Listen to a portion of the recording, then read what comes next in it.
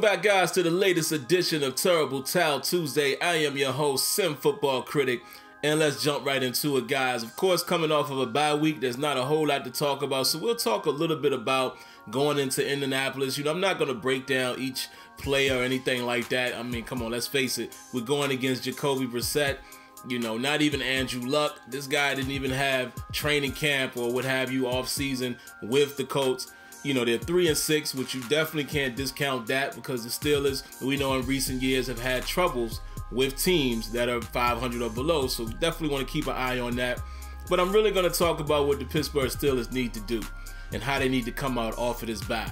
You know, the first half of the season is over. They finished 6-2, won some good games, lost some bad games, and some games they kind of won, you know, kind of iffy. You know, even looking at the Kansas City game, we did an excellent job on defense in the first half, shutting those guys out, holding them to 6 yards. That's just insane. But then, you know, you got to look at the latter part of that game. You know, third down conversions was still a problem. Red zone was still a problem. A lucky pass and pass deflection that Antonio Brown catches for a touchdown. So things like that, you know, you look at that game and be like, okay, how would they play the next time? Even though I think the Steelers seem to have Kansas City's number, isn't that weird, man? In the NFL, it just seems like there's certain teams that match up well. It's all about matchups. It's almost like boxing. And shout out to my father-in-law, Leonard. He'll appreciate that, being a boxing trainer. Even though he's not as active now, you know, I still consider him a boxing trainer because that's what he did. But he will have liked that analogy. You know, me and him talk all the time, and sometimes he can't understand why certain teams are playing well against the Steelers. And I'm like, listen, man, it's the NFL. Sometimes it's all about matchups, knowing what the team wants to do, you know, especially a divisional opponent, and just sometimes it's individual matchup, you know, so you can't always look at a team's record. Now, of course, you can gauge how the team is playing if you look at how they're losing. You know, some teams are just, come on. Like Cleveland, they just can't find a way to win. You know, you can look at them and say, okay, that's probably a team you should beat. Indianapolis Colts, possibly, but again, they've had some games that they were kind of fighting and lost, and they've had some games where they just didn't look that well, and really it starts with the quarterback play. He's starting to improve, so we'll see how that goes. But what I want to see, guys, from the Pittsburgh Steelers, what team is going to come out?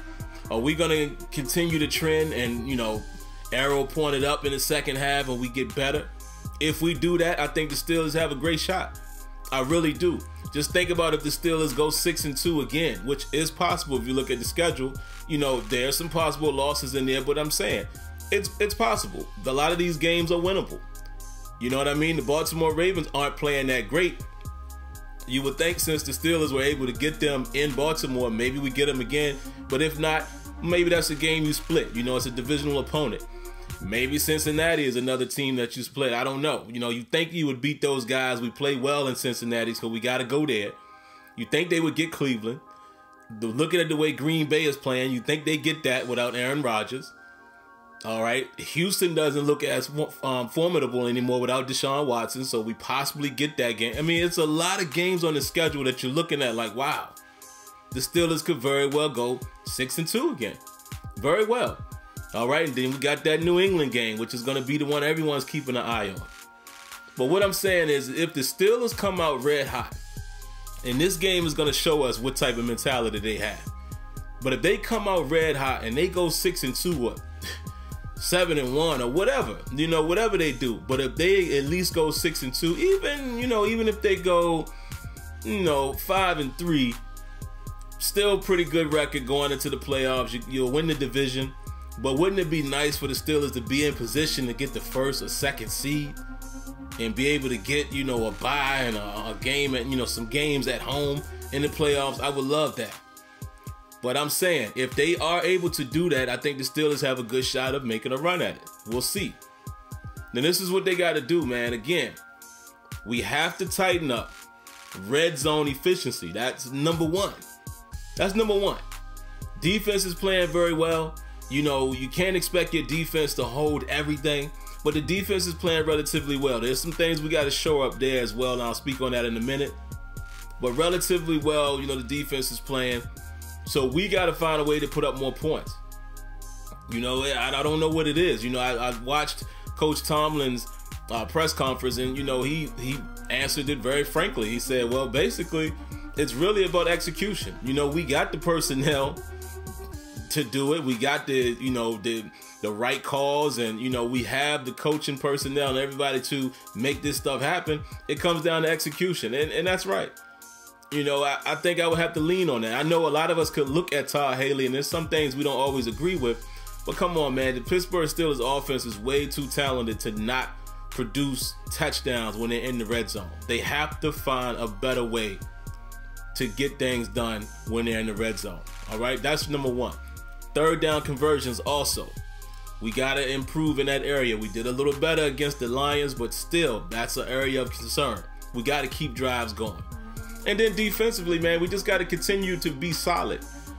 Get some three and outs and every now and then. Every now and then. You can't expect it every time. Again, guys, it's an NFL team playing an NFL team. Teams are going to move the ball. Teams are going to get some points.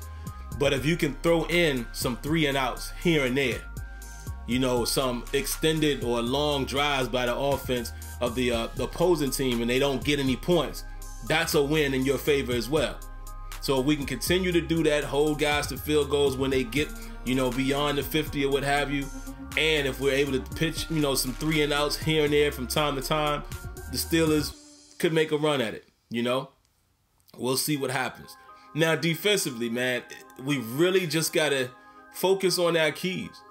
Get the communication down. Get the coverage working together with the rush and vice versa. I think the Steelers have done a pretty good job with that. If I'm not mistaken, well, at least the last time we played, I want to say we were second in sacks. That's good. That's great right there. But we got to continue to, just a little more, get a little more pressure, a little more hurries. I'm not always asking for sacks.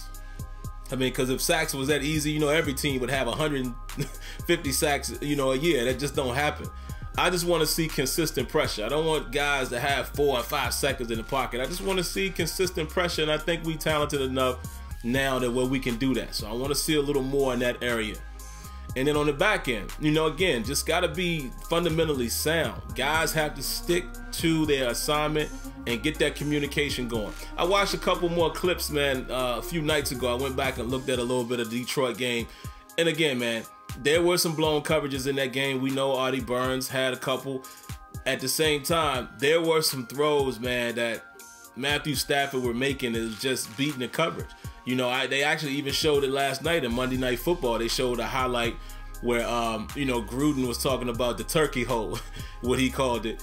And basically, they showed where Matt Stafford was able to throw it in between Joe Hayden and Mike Mitchell. And if you look at it from the surface, they were playing that cover two relatively well. It's just that Matthew Stafford was able to fit the ball in the spot, man. And, when that happens, listen, I don't care what type of defense you're playing. Whenever you're playing zone defense and man defense, there's always a way to possibly get beat. And a great throw beats good defense. It just is what it is. But at the same time, again, we can't look past, there were some blown coverages by Artie Burns and Vince Williams and, a couple other people. Tighten that stuff up. Get the communication down. Get the consistent rush going. Again, you're not going to stop everything. But I think if the Steelers can continue to hold teams, relatively lower against the pass, if we can stay in that category of being one of the best teams against the pass, and also, hold a team to under 15 points, 15 to 20 points. And that sounds like a lot, right? But think about it. If you can hold a team under 20 points and your offense scores at least 21, you win the game. That's 21-17, just to give you an example. If the Steelers can continue to do that, produce those type of numbers, they're going to be fine. I really think so. It's looking like a year where the Steelers could make a run. We'll see. We'll definitely see. But really how they come out against the Colts is going to tell me, I'm not going to say it's going to tell me everything, because you could be flat after a bye. I mean, hey, the Detroit lost to us after a bye. You know what I mean? But I just want to see how they're playing. Even if for whatever reason we didn't get a win, I want to see how we're playing. What are we giving up? Are there still holes in the defense as far as on a regular basis? Not, again, you're going to give up some yards, but what I'm saying is, are there still a numerous amount of blown coverages? Are there still, we give an excessive amount of time to the quarterback in the pocket? Stuff like that. I just want to see what's changed. Are we still struggling in the red zone to score? Are we still struggling on third down conversions? Those are the type things I'm looking for more so than the win, even though I expect a win against this Colts team. I'm looking to see if those things have been cleaned up. And if they have, if the Steelers can get that stuff on track, they're going to be a tough team to beat. It's going to be a tough team to beat, and I look forward to seeing them against the Patriots. That should be an outstanding matchup. But in terms of the Colts, man, it's real simple. Stop the run, which they're not a extremely good run team, but, they do got Marlon Mack that's been doing some decent things. You got Frank Gore, of course, who still can get it done, even, at this stage of his career. But let's make Jacoby Brissett beat us. He's done some good things, but let's make him beat us and contain him. Don't let him scramble all around and things like that because, he got a little mobility. But let's make Brissett beat us. If we can do that, I think the Steelers get this win without a doubt. Now, defensively, they're going to be possibly without some guys. There's going to be some guys like Vontae Davis that's not playing. That's huge. Or Simon. A couple of these guys are kind of questionable, I guess, leading up into this week. So we'll see if they play. But, you got to respect every team that you play. But on paper, I think the Steelers outmatch the Indianapolis Colts, this particular Colts team with no Andrew Luck. I think we outmatch that team, on paper, both offensively and defensively. If we do what we have to do, I think they can get a victory. Now, as far as some other things real quick, a lot of injury guys should be able to return. Stephon Tuitt, hopefully he can get back. You hear Coach Tomlin say a lot of these guys, that participation will let it be the guy, but they got some good working in the off week. Mike Mitchell, I didn't even realize that he had an Achilles injury. So we'll see how that is. Now, that's going to be interesting, man, if Mike Mitchell is sidelined, because then I would say, let's see J.J. Wilcox more so than Robert Golden, even though Golden came in and did a couple decent things, in the last outing. But it'd be interesting to see how that goes, so keep an eye on that. But a lot of the other guys, man, that had little bumps and bruises, guys like Gilbert, said they got some work in. They're going to continue to work this week. But here's another question I got for you guys, man. I want to hear in the comments. Cam Sutton. Do you guys think Cam Sutton gets on the field at all this season? That's interesting, right? He's not going to take Mike Hilton's spot. No way. No way. Not at this point. Not the way Mike Hilton's playing. But will he be able to challenge maybe William Gay for a few reps when we play dime? Interesting. So I'll be interested to see, how things work out with that. I mean, I'm not expecting anything. It's already 8 weeks in as far as full games played. He hasn't played, so we'll see. But if if he perks up and he shows himself to be well and in practice, maybe we give him a shot, a few reps. So let's keep an eye on that. And here's the other thing. I'll basically end it with this. They asked Coach Tomlin if he plans to use Martavis Bryant in this week's game. He said yes. He said he plans on it, and he said just like the injured guys, we'll let his participation be his guy. Now, I'm very interested also to see how Martavis Bryant responds after the type of game that Juju put up. I'm very interested in seeing that because, guys, I think if we want to be the threat that we really need to be, I think you make a bigger case for having Juju Smith-Schuster, Martavis Bryant, and Antonio Brown on the field at the same time. That could be very interesting. And if we can get something out, the tight end play, like Vance McDonald, also another guy who's been a little banged up that Tomlin said got some work in. So I'm very interested to see what Ben Roethlisberger we're going to get, as well as what Martavis Bryant we're going to get moving forward. Because I think, again, if the offense perks up and start producing more points and being more efficient, and the defense, continuing to be on the rise, the Steelers could make some noise.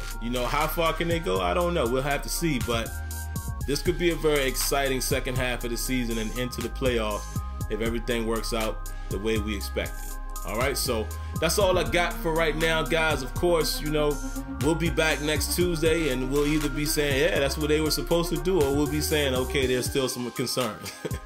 One or the other. But either way, man, Hope you guys enjoyed. I want to hear your thoughts in the comments. Please let me know your thoughts and concerns and things of that nature, and we'll definitely talk it up in the comment section.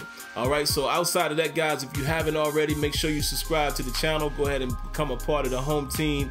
Make sure your notifications are cut on so you know when videos are available. And last but not least, I promise, guys, it will never hurt you to hit that like button. All right? So, excuse me, guys, I was getting choked right there at the same time. So let me say it again clearly. It never hurts you to hit that like button. All right, guys, until next time, man. We'll catch you next week. Here we go, Steelers. Hope we get a dub. All right, peace.